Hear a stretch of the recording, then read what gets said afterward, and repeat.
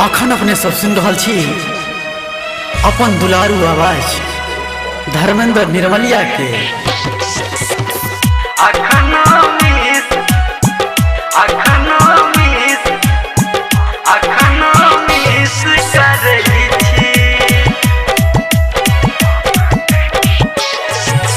DJ good Madhubani माँ Gayatri recording studio Madhepur चूड़ी बाजार। सोना ये सोना आहा से कहब कोना, सोना ये सोना आहा से कहब कोना। हम आहा के पहिला किस अखनो मिस करे छी, ये हम आहा के पहिला किस अखनो मिस करे छी। सोना ये सोना आहा से कहब कोना, सोना ये सोना आहा से कहब कोना। हम आहा के पहिला किस अखनो मिस करे छी, ये हम आहा के पहिला किस अखनो मिस करे छी।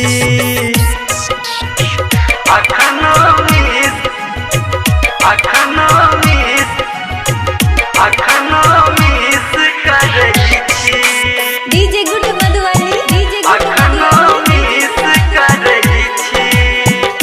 अभी आप सुन रहे हैं सावरिया म्यूजिक। भोरे भोरे वहीं पे हमर जाइए पहले सुरता, आहा के गीला गइए प्यार में हमरा छै पुरता, हमरा छै पुरता, हमरा छै पुरता। हाँ भोरे भोरे वहीं पे हमर जाइए पहले सुरता, आहा के गीला गइए प्यार में हमर छै पुरता। आहा के गीला गइए प्यार में हमर छै पुरता।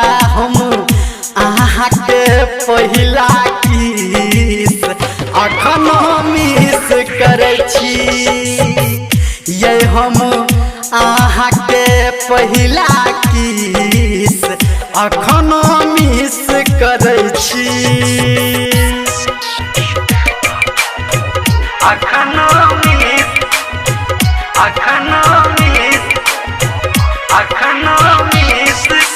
DJ good Madhubani DJ good Madhubani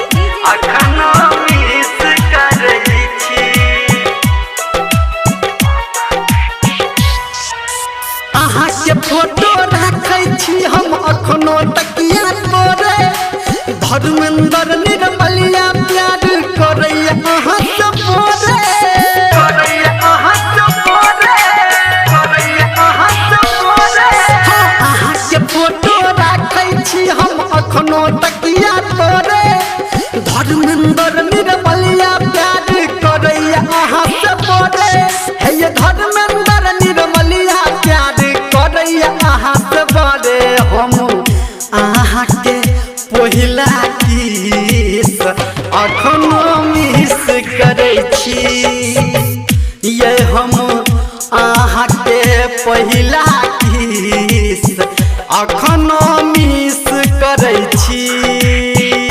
हाँ सोना ये सोना आहा से कहब कोना, सोना ये सोना आहा से कहब कोना। बजुन ये